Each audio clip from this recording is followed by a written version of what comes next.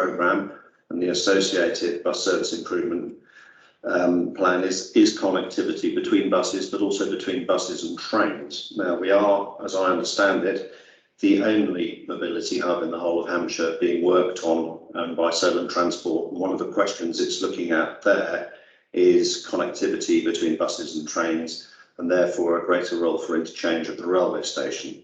So making sure that we have the right facilities as well as the right bus priority measures, fares, zero emission buses, bus frequencies, and interchange and bus stand infrastructure is a very high priority for both the county and the city working on movement.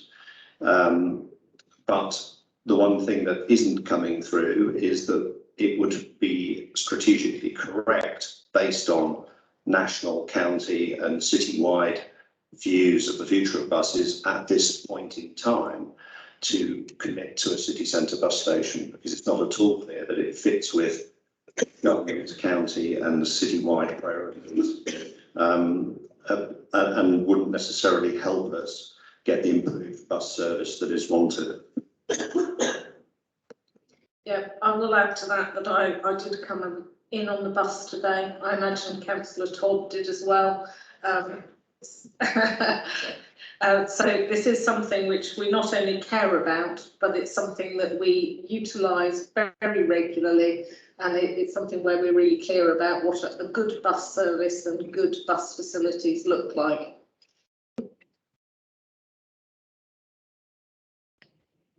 Okay, coming on to the strategic case then, page 79 to 89. Before I check again. Does anyone have any questions on the strategic case?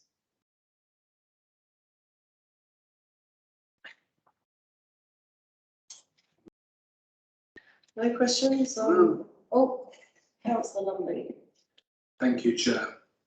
On page 89, there is reference to the Council's Carbon Neutrality Action Plan and the ambitious goal for the wider districts of carbon neutrality by 2030.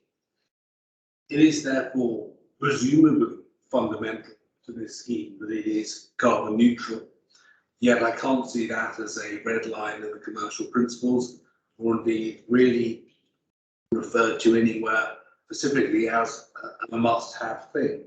Is it rather like the bus station, a nice to have, or is it something rather stronger? If so, does it need beefing up? Thank you.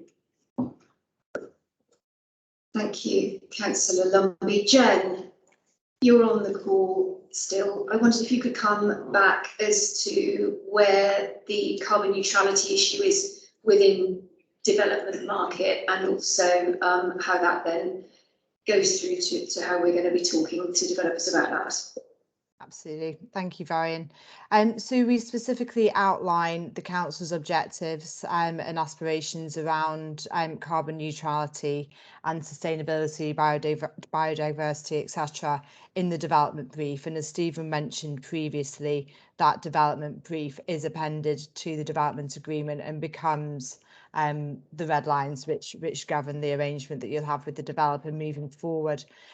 So I'd hope that what you see in the development brief goes a long way to comfort you in relation to what we're expecting our developer to deliver. We'll also be testing them specifically around their approach to delivering best in class sustainability at this site. We'll be looking for their track record in this regard, but clearly it's a ever moving situation in relation to how development comes forward and what is best in practice, because that moves on so fast. But we'll be very much looking for a developer that has alignment in terms of values in relation to this objective, and we'll be holding them to account through the procurement process to ensure that would be embedded in terms of the future development. No, well, it does when it's weak. There's no red line, there's no requirement to do it. Chairman, may I just assist Councillor Lumley a little more? I think then if the committee refer back to page 51 on the approach to sustainability, which is rated at 10%, there are specific measures where the developer is expected to set out their commitment to sustainability and their approach to net zero, and that how they will achieve all of those above bullet points with reference to the SPD and the Council's Green Economic Development Strategy. So I do think that is defined to quite a degree within that evaluation document that will be taken through the procurement process, if that's just of assistance. Thank you, Chief Executive. That is, of course, of assistance.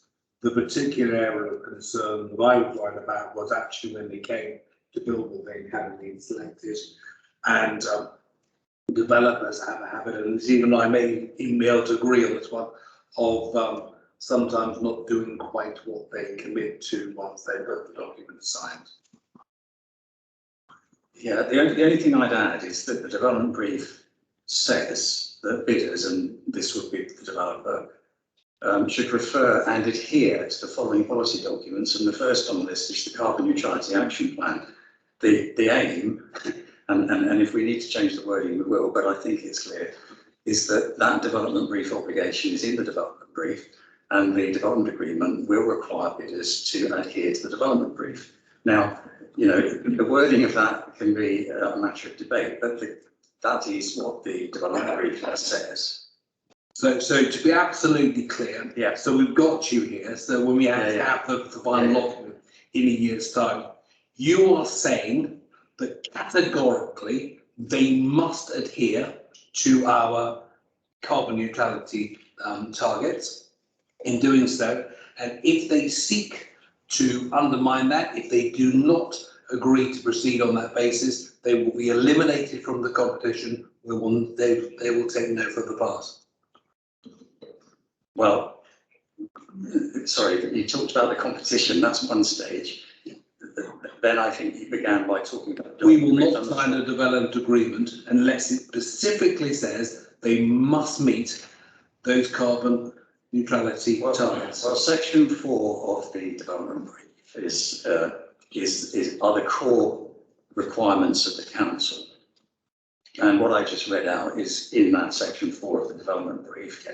This is a long way around saying yes to your question. Good, because obviously the thing about negotiation is that things changes, and this is our starting place. But you are specifically committing that that will not change, that will be there at the end, and if they don't agree to that being in, we will not have them. You agree? Thank you very much indeed.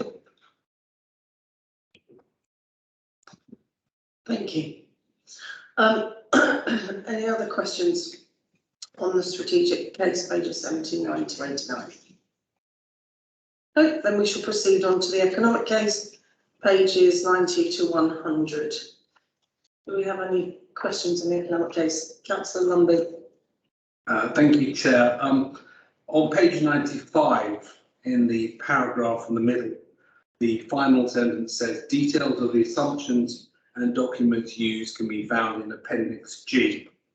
I'm obviously having a senior moment of unusual stupidity because I couldn't find Appendix G. Could someone please refer me to the page number? Thank you. Thank you, Councillor Lumby. Jen, Councillor Lumby struggling to find Appendix G within the Page 151. 151.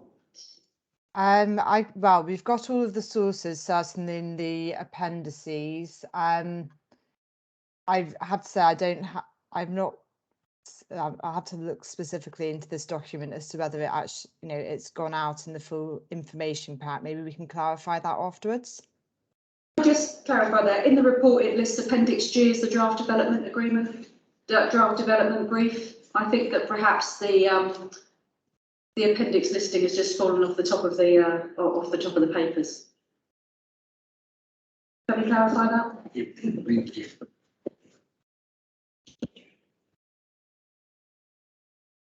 So just Councillor Lumbie, what is it that you're asking for the assumptions behind the economic case?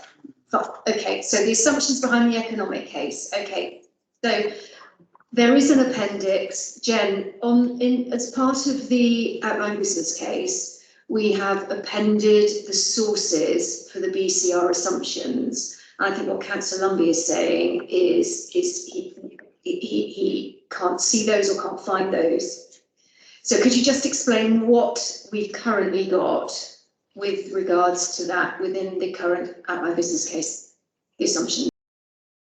So the current appendices, and I'll have to double check the labelling of them, includes all of the sources that have been used to arrive at the assumptions for the BCR calculations that are in the outline business case section. Does that answer the question, Varian? Apologies if I'm missing it. I think it's Yeah, I think what we'll have to do, Jen, I think with regards to the assumptions and the sources, I think we'll need to go through and just double check that there is sufficient information within the appendix so that people reading the paper can understand what the assumptions are and what the sources are. I know I've seen a document with the sources, but again, I think, again, the appendices have gone slightly adrift, so we will double check that. Thank you. Councillor Ferguson. Thank you, Chair. And hopefully this is a quick question for Jen. In the table, summary of the quantifiable benefits, obviously the benefits seem quite substantial. I just wondered, have those figures been discounted for what is already there? So for the number of businesses that will actually close, people who are currently working for those businesses, have we taken that away from these figures?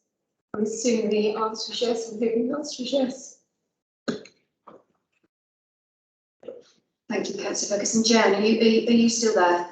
Yes, I'm still here. Sorry, can I just clarify the question? It just cracked up slightly on the line. Are you asking if the existing businesses that are within the defined site have been included in these calculations or not? Is that the question? I'm actually asking whether these calculations have been discounted for the businesses that will be closing and the number of jobs that will be lost before we create these new jobs in the businesses. Thank you. So the way that the BCR has been calculated is that it looks at additionality, so which new jobs could be created through the development of the site. What it doesn't expect any displacement of existing jobs or existing footfall on the site, etc. It's only looking at what could come in addition to what's there. So does that answer the question? So I think what you're saying is if we counted the number of businesses that were there and the number of people that work at them, these figures I've got of 126 small businesses, 216 retail jobs, that would be in addition to what we currently have. Yes. Okay, thank you. Councillor Williams. Page 107, 4.5, the potential risk proportion. Sorry, I'm just going to pause you there. We're on the economic I was case. still on the economic, sorry, don't worry. Do we have any other questions on the economic case before we skip on to Councillor Williams? Councillor Lumbie. I may be doing the same thing. I definitely read somewhere that in one of these cases, there was a specific disregard in getting to the figures on the archaeology. We assumed there was no problems. I thought it was on the economic case, but and I can't find it in there. And it was because it was earlier, and the chief executive said we would come back to it tonight. Yes, exactly. What is the impact if we bring archaeology in, if an archaeology problem arises? We have rather ignored archaeology as been mentioned a few times tonight.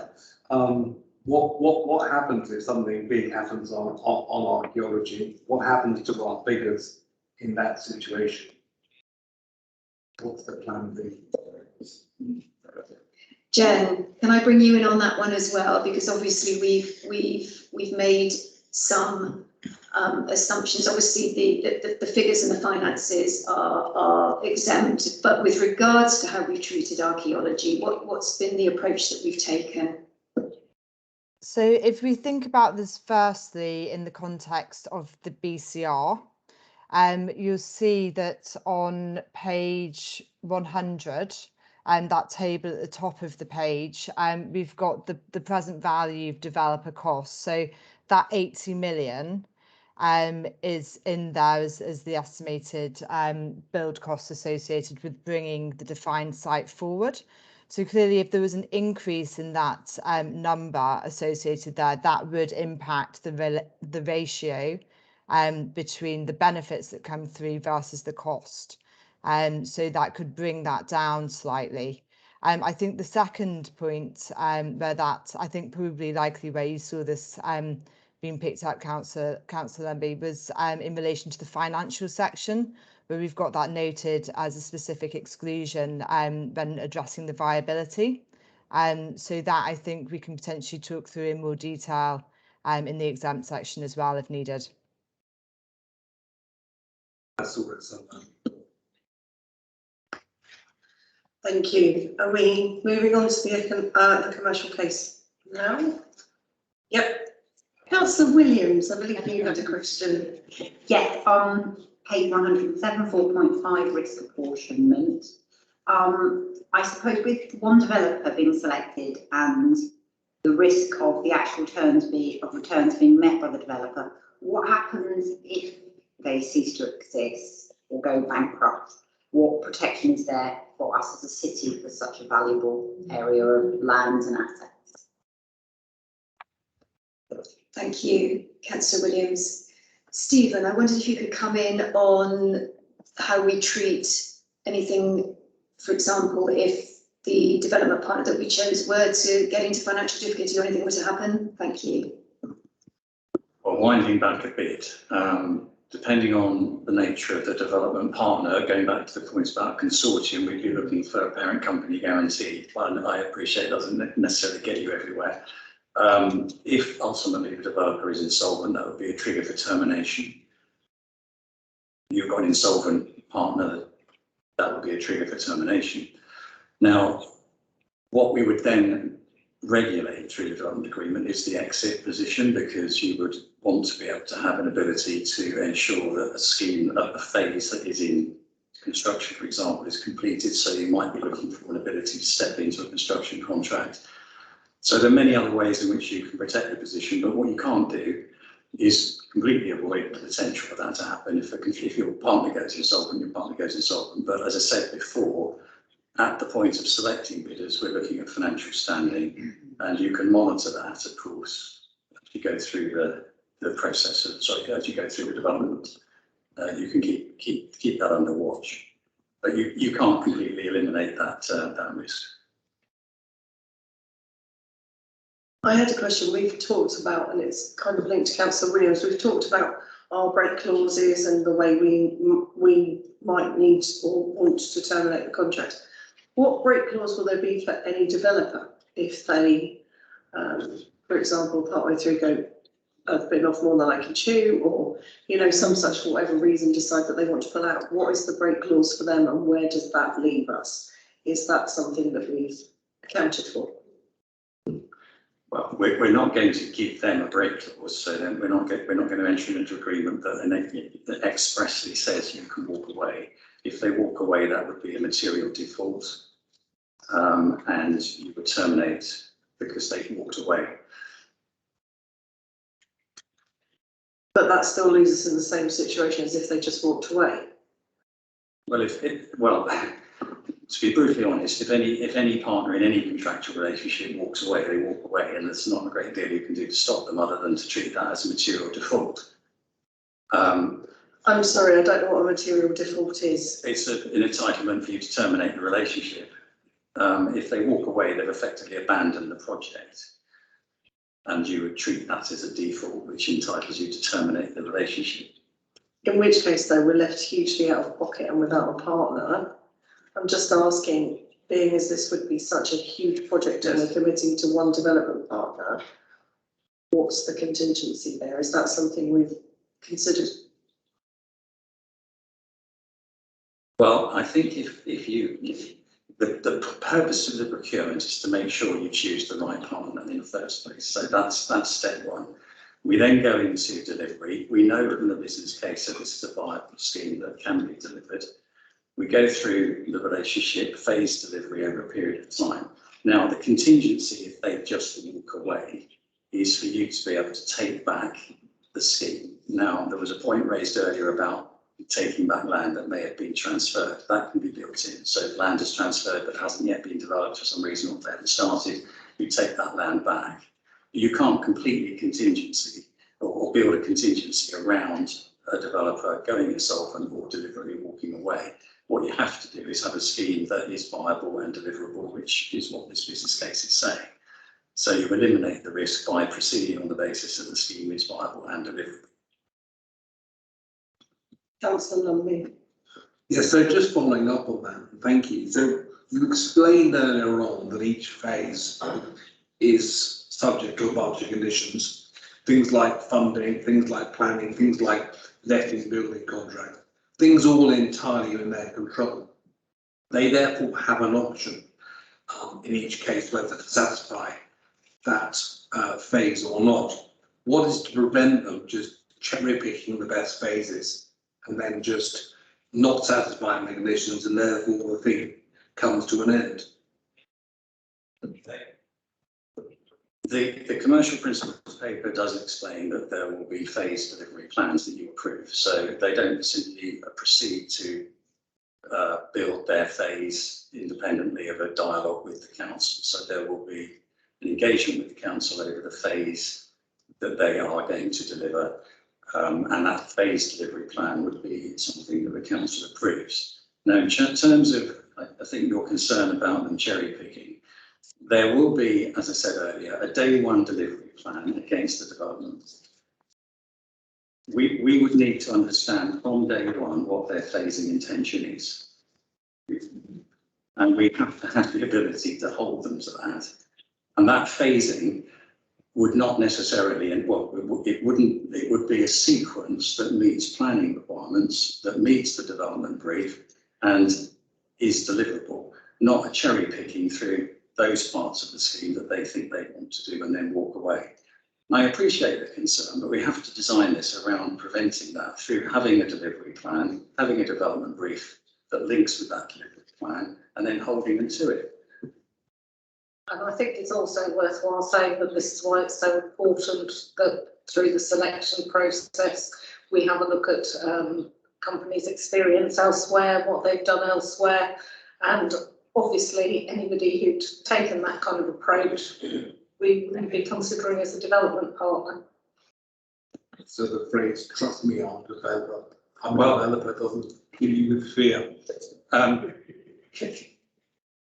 In my experience, you can wash any amount of cynicism across this you like. I can only advise you about how this will be put together contractually to avoid that occurring. But if you want to apply that level of cynicism to how developers will behave, there's not a great deal I can say. Yeah. Councillor Cook. The word cynicism, I haven't looked that one up recently, but I've experienced certain developments, and there was one occasion when somebody did pull out, okay, and there was a fine imposed on them. So I think that may be what Councillor Lumbey perhaps could be sort of bordering on. Is there something that could be written into the agreement where if you are to do this, this is what you would pay the council? Like a bit of a clause. It surely should be in there, should it not? Absolutely. If I may, and that's not being bordering on cynicism. We can and would have indemnity against reprocurement costs, other costs and losses incurred. What you can't do is fine someone because there's you can't you can't impose a penalty, but the indemnity principle is well understood, yeah. I think the sort of thing that Councillor Cook is talking about is if, for example, you have a phased development, if for whatever reason you were unable to continue or choose not to continue, then you are required to take certain actions on the balance of the site to finish it off, to finish off any relevant items, to leave it in a nice state, not to leave it as all was then. There are provisions that are. Oh yeah, absolutely. Yeah, yeah, absolutely. And if they don't, you step in and do it yourself, and then send them the bill. But yeah, absolutely. That's all designed in. Thank you. Any more questions on the on the commercial case? Sorry, 101, 113. No. Moving on to the financial case then, please do bear in mind we've got the exempt items, so we don't want to stray into that territory until later when we get to the vote. Actually, no, is this there, Chair? I'm just conscious, I don't believe we've got any members of the public in the room. And if we could just ask Matthew whether there are any members of the public online? There's one other listener, but I'm not quite sure who that is. Okay, thank you. So, Chairman, I think it's in your gift whether it's more helpful to move into exempt if we're talking about financials rather than to come back, given there isn't anyone in the room that would have to be put into another room, but it is, of course, your gift. Do people have questions on the exempt appendices particularly? Yes.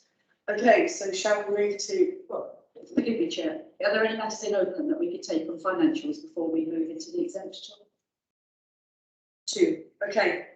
Councillor Horrell and then Councillor Crask, and then it's proposed to move to exempt. Thank you. Chair, thank you. It states in the report that further work is recommended to address affordability through the dialogue process for potential development, which sort of feels to me as if we're kicking the can down the road in the process. How can we be more assertive at the beginning of this to ensure a stronger financial case for the project rather than the statement that I just read out from the report? Thank you, Chair. Thank you, Councillor Horrell. Again, one that we have debated long and hard. I'm going to pass over to Richard Botham for this one because, again, we have had that debate. Yeah, I mean, as the report and the business case highlights, the proposal as it stands, based on the assumptions that are set out in the paper, has a financial impact on the council. So it's important that members recognise that financial impact. There are some factors within there which the assumptions are set out in the early part of the financial case. So that included previous comments around archaeology, additional potential costs around sustainability. So there's some further information that we need to build that overall financial picture. There was also mention earlier on around grant, Homes England grant, SIL contributions, all that sort of, and that's why I found it was important that those weren't included at this stage, because we know that there's far more information to build. There's what we have is a financial case based on the assumptions set out in the report. We could assume that Homes England will give us grant, and as Councillor Learney highlighted earlier, that is not within our gift. Where Homes England may step in and assist is where they can see that by giving grant, they help facilitate the delivery of new homes, as an example. So if a scheme was falling short or if values went down, then that would be the purpose of their grant or their infrastructure grant or whatever. So that's why we felt it was important to state the financial case, so that there is obviously the potential receipts are set out in the exempt, but the revenue impact of that on the council is set out in the open part of the paper. As Mr. Rees highlighted earlier, it's perfectly acceptable and is a common approach to enter into dialogue with that developer to see options of how that could be addressed. And some examples of how that could be addressed are set out in the financial case, but they're just early examples. I think we expect a developer to be able to bring further information to the table that will address that particular point. And that, I understand, Mr Matthews may be able to clarify, but that's been built into the assessment process as well. Their ability to do that and their ideas they bring forward will be part of that assessment process. Chair, could I just ask a supplementary then, Mr Matthews, because we seem to hear in this paper to be concerned about the negatives that 669,000 income we're losing, and yet we're not prepared to commit our SIL money and accept that some others, maybe at others' discretion, not ours. But we seem to have had all the downside in, and actually none of the upside that we, in some of which we could influence ourselves. You know, we're still going, well, we heard the lawyer advise us, Mr Matthews advise us that, you know, we shouldn't take freehold out, but leasehold would, again, long leases would provide some financial return. So again, we're just talking this down to the point where I think some of us might question Mr Botham as to why are we continuing if it's actually at this level and we're scraping around for some of the money. It feels as if we're not being quite as honest and straightforward with ourselves as we should be. And I'm just questioning why we seem to have had an imbalance in the financial assessments. Thank you, Chair. Chair, just by way of response to that, I would just point out that so far it would be for members to decide whether, you know, whether and how much contribution the Arc Infrastructure Levy funds could make to this project.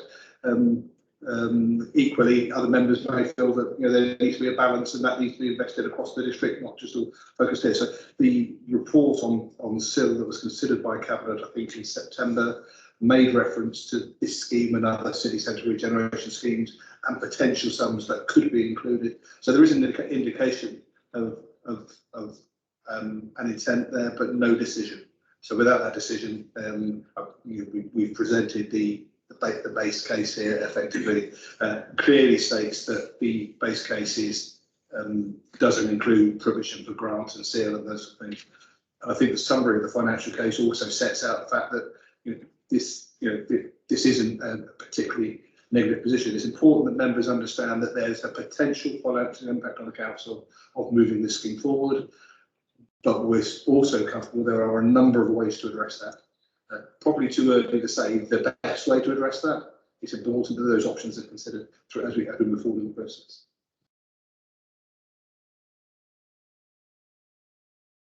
Councillor Cressy.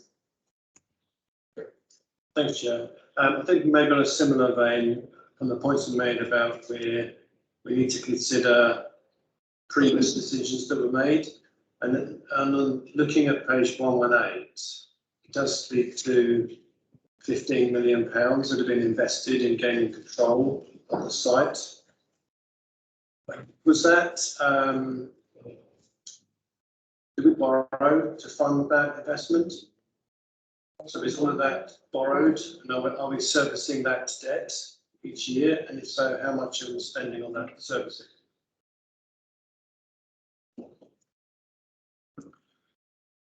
Chair, certainly what we've tried to present there is what the revenue impact of the decision would be moving forward. So yeah, we haven't got the specific figures of the minimum revenue provision and the debt servicing. My understanding is that there isn't there is minimum revenue provision set aside for this. So the impact on the revenue impact of the council takes account of the cost that we need to associate with that. What the scheme doesn't do, it doesn't set out how we replace that capital investment. And at the moment, I haven't seen an iteration of a scheme that does that. So.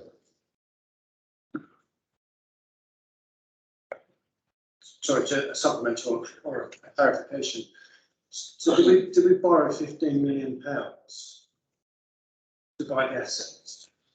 Did we use the public loan rules in order to do that? Did we borrow at 3% in order to get that access, that 15 million? Are we spending 3% a year on 15 million right now?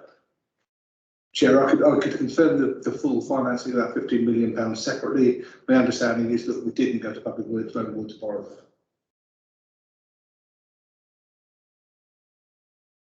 So where do we go and how much are we spending? But it's important because it's, if you look at 3%, 15 million. Councillor That's a lot of Crask, Mr Botham, I think, has just said he'll come back to you on that, if that's okay. When would that be? I'm struggling to consider the whole financial case at that moment. Did we clarify that prior to the cabinet meeting, Mr Botham? I can see you clarify that tomorrow, Chair. Thank you. Thank you, Mr Botham. Okay, Councillor Lumby, we then have Councillor Weir, Horrell, and then perhaps extend. Thank you, Chair. Two questions. The first is relation to page 115. This is the things that haven't been taken into account in working out the financial analysis. The third bullet point from the bottom says does not include any additional costs associated with achieving sustainability measures. Sorry, I can't speak, too late. Benchmark sustainability measures and BREEAM uplift at an additional cost of 5.5% for residential assets and 12.5% for commercial assets to achieve net zero carbon targets by 2030. Now, Mr Matthews had already confirmed that it is an absolute red line. We will not proceed with someone who will not be working towards our net zero target by 2030. So this is something that should be taken into account. Why is something that is so fundamental, as has been confirmed tonight, being totally ignored from the financial appraisal? The second question is this. Given that, as I understand it, we are giving up a load of income, we are going to be paying a bunch of staff, as Councillor Kratz has pointed out, going forward for a long time, and will be getting less back. What is the benefit of this to the people outside the city of Winchester? Why should they be effectively taking less services and or more council tax to make this go forward? Thank you. Thank you. Jen, with regards to the first part of Councillor Lumby's question on net zero carbon, I wondered if you could come in and talk a little bit about the methodology that we've used at this point. One moment, Jen. Councillor Learning was going to step in, so we'll come to her first. That's all right. I think Jen can flesh this out, but there are actually two sides to that inclusion of costs, because there's also no inclusion of the potential benefit of going for a higher standard, partly because the situation's unclear in the commercials letting market, and Jen can talk to that, but there are potentially some income upsides which also aren't included in the figures. On the why should people elsewhere in the district do it, we again, this is around placemaking, and we like to do this across the district. It's not just a Winchester thing. We don't necessarily expect a financial return on all the work we do to make places better. It's something that is part of the council's responsibility. If you would like to say you live outside Winchester and don't want us to proceed at all with this, then obviously we'll have to deal with that when we come to it. If you just want to say this is only for people with Winchester, for Winchester, I don't believe it is. I believe it's a really important project for the wider district. It needs to be, the whole council needs to get behind this, because this is how we move forward, not just with this development, but moving forward to many others as well. We've always been clear that we need to have a look at our assets across the district and Winchester in terms of our portfolio. We've moved forward with the River Park Leisure Centre site. We were quite clear that we needed to get a financial receipt from that in order to move the council forward. So this is about some of that balancing, receiving income in some places, spending money elsewhere. But I mean, when you joined the council relatively recently, Councillor Lumby, I've been dealing with this for 20 years and we're in a much better position now than we ever have been. if you're saying that the whole district has to row behind it, you haven't been looking at the Denmead Facebook pages. Can we come on to expand on the answer to the question? Sorry, yes, Jen, sorry, we'll come back to you now if we could on that first part of the question about net zero carbon targets and premiums, etc. Of course, thank you. So we interrogated this in quite a lot of detail, and because of the fact that we're at development proposal stage, so there's not a huge, there's not a fully designed set of buildings that the cost consultants are able to cost against. It meant that actually having to rely on benchmarking for uplifts in relation to sustainability and related measures was quite crude. So when speaking to colleagues in that profession, they see a vast swing in relation to actually the realities of how much some of these sustainability measures cost. You obviously mentioned the benchmarks there of 5.5% and 12.5%. That can vary hugely on a scheme by scheme basis. So it was felt, given the level of information that we're at this stage, we're unable to attribute specific costs in relation to this particular site. That, coupled with the fact that we are seeing a significant amount of evidence coming through from the market in relation to the value uplifts that can be achieved through delivering sustainable space. For example, occupiers will often pay a premium, as will residents, for living in a place that does have that full green credential.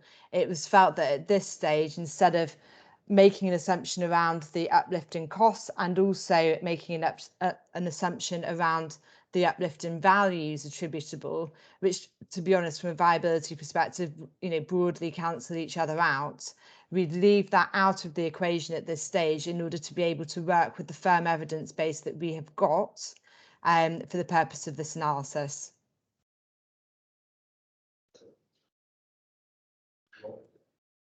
Thank you. Any further questions on this section before we move to exam? Sorry, apologies, Councillor Weir and Horrell. I jotted down your names and didn't glance. Councillor Weir. I was going to ask the same question about the sustainability. Councillor Horrell. Thank you, Chair. In a previous iteration of the viability, the 15 million cost to assemble the land to allow the site to be developed was included. Can I ask officers or consultants whether we have run alternatives that look at actually that same approach that was used in a previous assessment?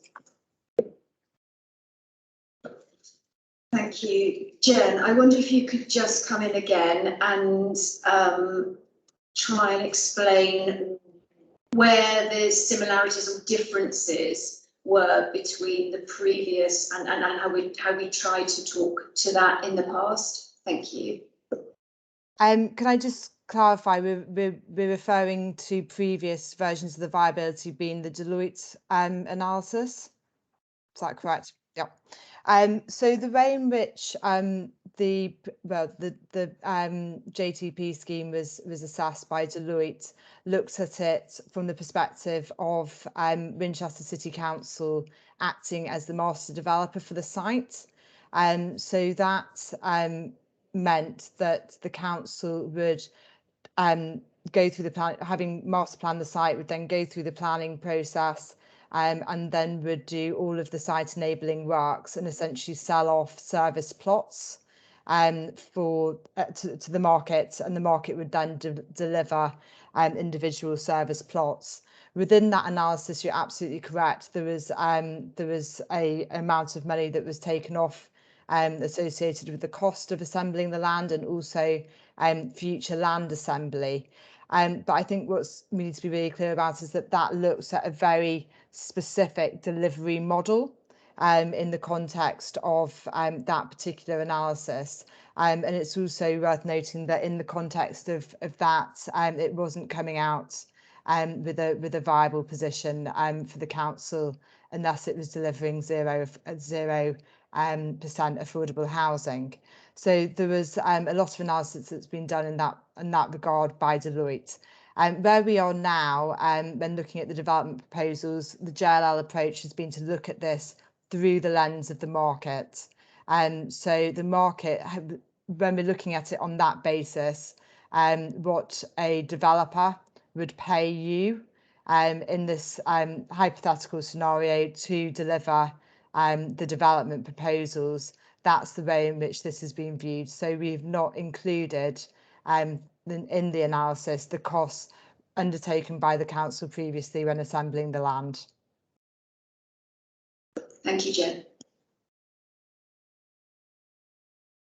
Do you have a supplementary, or shall we move to exempt? I suppose my question to the consultants is why that previous model of plot servicing, as I think Jen referred to it, or similar, why those alternatives are not being put on the table at the moment, which give us potentially a different financial approach. You seem to have dismissed that approach and believe that the one that you've come up with is appropriate, but I'm not sure I understand why one 2 or 3 years ago was a reasonable approach, but the one that you have now is deemed to be more acceptable.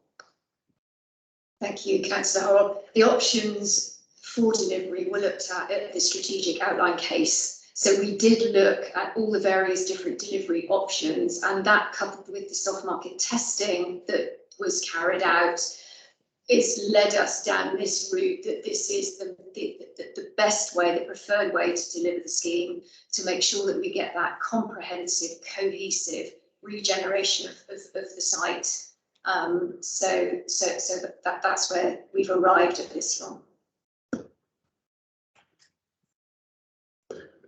Would somebody like to propose we move into exempt?